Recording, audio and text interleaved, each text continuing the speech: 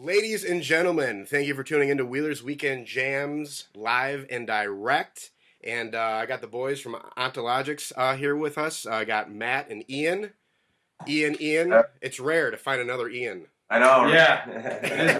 I like it. I was named after Ian Anderson of Jethro Tull. Who are you named after? Wow, that's same thing. Yeah. Same thing. I'm not lying. Oh, Yeah. that My parents are really big fans. Yes, Really? That's funny. To drag me to Jethro Tull concerts. The amazing flute playing. Fantastic. Wheeler's Weekend Jams, live and direct. We are here today talking with Ian and Matt from Ontologics.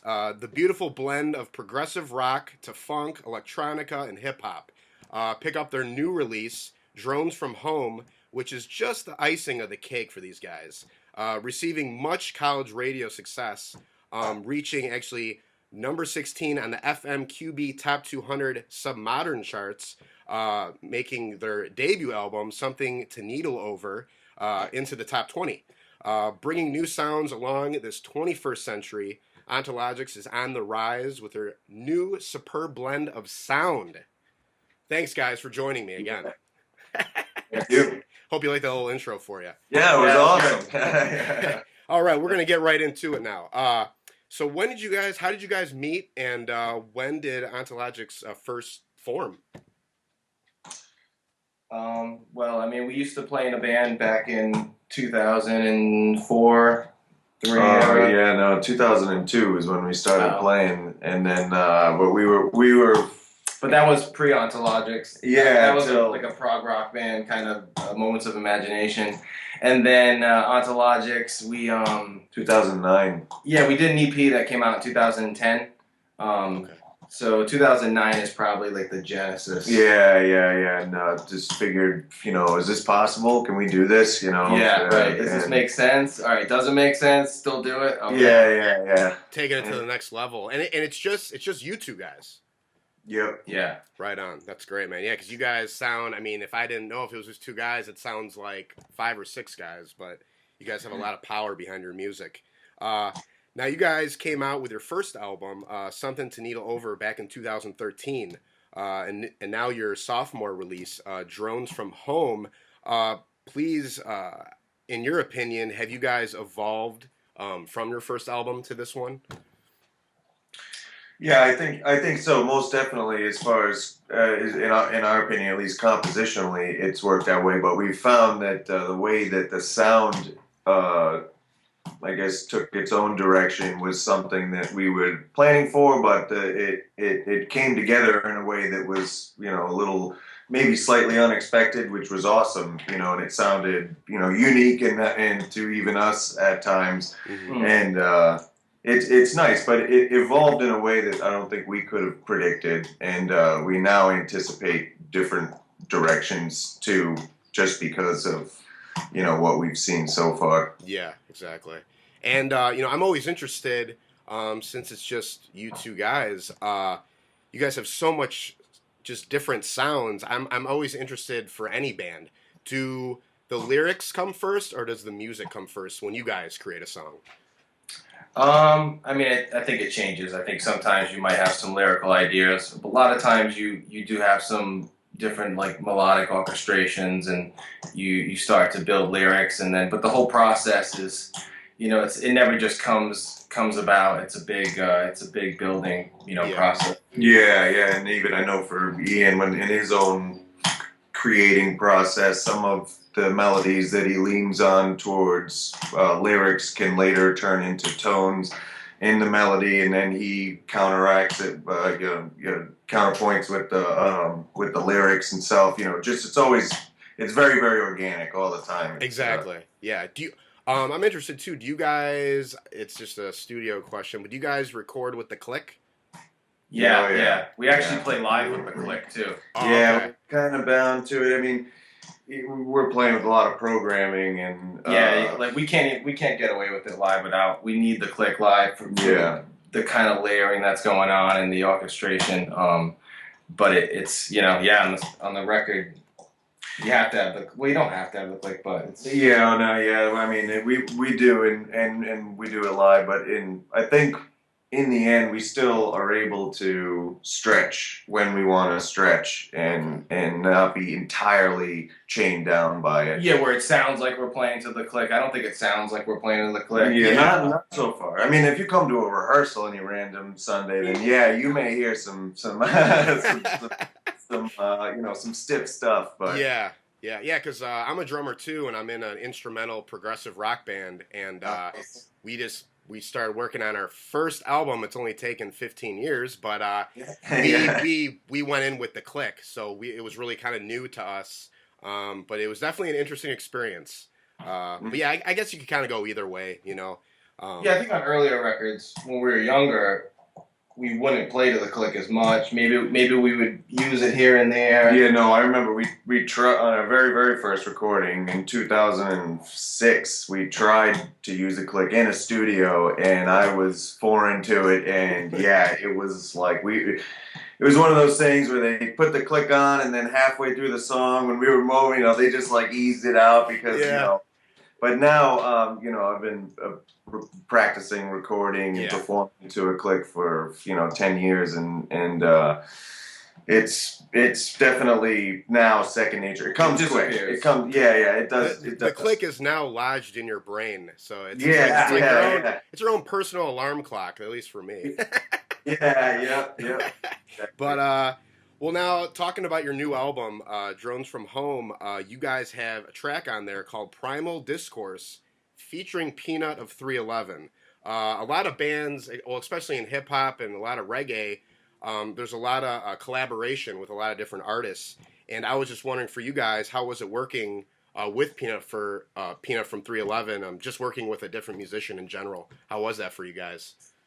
It was great. We were just really a lot easier than expected. Just to have the opportunity to collaborate on something, especially with Peanut, because we grew up listening to 311. So it was great. It was really an opportunity that we had to.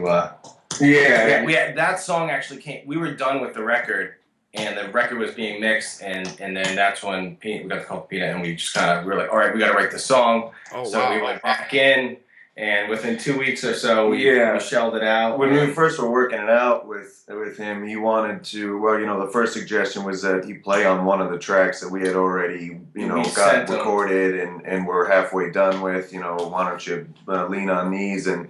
Obviously he's a very busy guy, so what it turned out was he had his own material and was like, well, would you be willing to work with this? And we were like, oh, F yeah, that would be awesome. And it was an opportunity for us to take a completely different approach as opposed to we were already embedded with that material. Yeah. And now all of a sudden it was this foreign thing. And take this particular idea and mold it into the record where it makes sense, where you're not just like, oh, what's this song? It doesn't fit with the vibe of the record, but I think it did. It's one of my I think that one's got some of the deepest pockets and on the record. Yeah, I read that you guys did like one of the demo of Go, which is their song Ebb and Flow. You guys did your own version of that, and I read that he heard your guys' version of it and was like super impressed by it.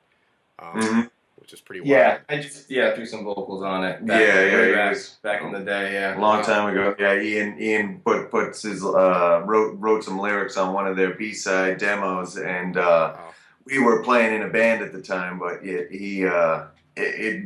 that was so long ago, and it was really cool that it had that kind of impression. Yeah. And and that's why he's always been interested in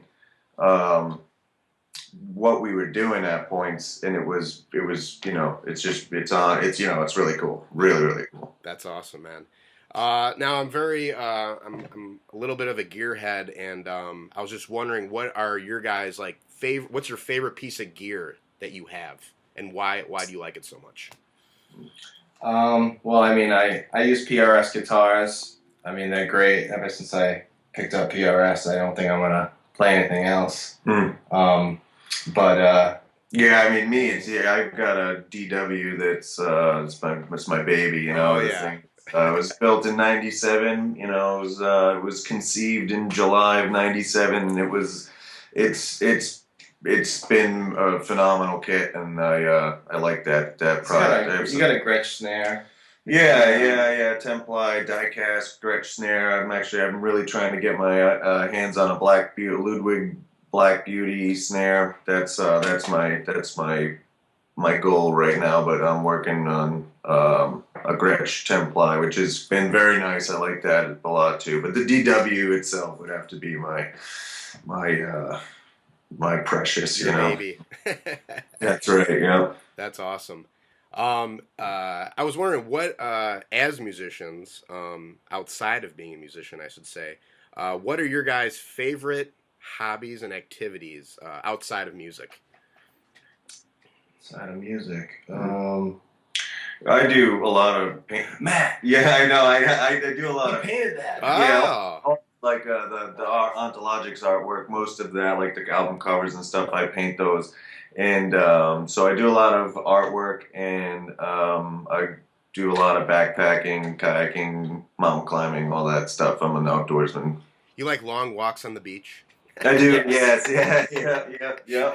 By moonlight. That's awesome. What about you, Ian? I've been doing so much music lately. I used to be into playing soccer. I used to play indoor soccer and stuff. Just get some exercise, but lately I just been kind of binge watching Daredevil. That's been my.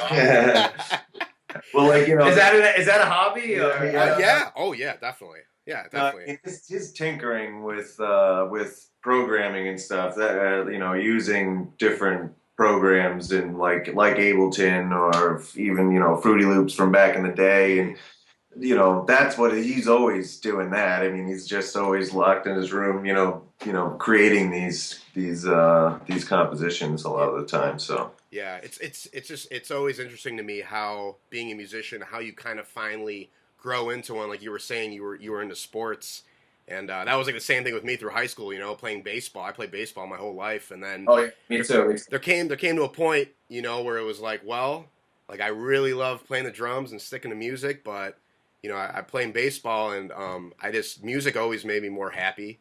So it was just kind of there's the crowds. It's like you could be like a jock, or you could hang out with your friends, smoke some weed, and jam out. And that was the direction I took. My parents were a little upset, but now it's good. Yeah. It's going good. So. Yeah. That's a concept, and you're right though. They're both performance-based kind of concepts. I think the sport, like the competition of sports and music. I mean, there's something related there. I think in performing and executing like athletically. I think there's a linkage there somewhere. Mm-hmm. But most parents are trying. But they're not seeing the link. Parents don't see the link. They see the bond. That's right. Yeah, exactly. Well, I'm also a huge movie buff. And I was just wondering if you guys had to compare your band to a movie, what movie would it be and why? I caught you off guard there, but you guys could think about it. Yeah, that's a. Because I do love a good movie. I watch just about everything. Grandma's Boy mixed with Mad Max. Fear and Loathing. Yeah. I guess. Right. Grandma's Boy's classic, man. Right. Nice jammies. What's that? My roommate's got them for me. You mean your parents? Yeah, same thing. Oh yeah, right. That's awesome. Well, anything? Okay, Grandma's Boy. Then we'll say Grandma's Boy. Well, I like the Grandma's Boy. Fear and Loathing the combo there. I think it's we're so liquid that we could be generalized and molded with a few other movies if we were going to be having an analogy, I guess. Right. Cool. But, Cool. Well, hey guys, if there's anything you want to say out there to the fans, where to find you on the internet, go right ahead. You can find us at ontologicsmusic.com, or just search Ontologics. You can find your way through Bandcamp, iTunes, Twitter, Google Play, Twitter, Instagram, whatever you use. Just reach out to us if you dig our shit. You got That's it. Bandcamp and Bandcamp, yeah. that one. And thanks for Wheelers Yeah, Weekend thank Jams you for doing very this much. too. Yeah, no appreciate problem, it. man. Are you guys going on an upcoming tour anytime soon, or? We're trying to tour this summer. We're gonna try to hit Chicago. Yeah. We're gonna try to hit Wisconsin, a couple areas that we don't usually get to. Just on to the next record after that. Yeah. But yeah, ontologicsmusic.com. Go get that record. Yeah. Go tell Peanut what you think of the track. Yeah. Unless it's bad, you know. Then he's tough to get hold of. So. No, it's fantastic, man. It's a work of art. I'm not just saying that. Yeah, thank you very much. Thank you. Thank you, ladies and gentlemen. Thank you for tuning into Wheelers Weekend Jams live and direct. Make sure to check out our website, wheelersweekendjams.com, and support us on our Patreon page at patreon.com/WWJ. And this August 13th, Wheelers Weekend Jams is throwing its first ever concert. We got 7 bands on the bill. Check it out on our website as well. Find me on Facebook, Twitter, and Instagram, and we're all good. Guys, thank you so much again for doing this. Yeah, thanks a lot. Thank Right on, you. man.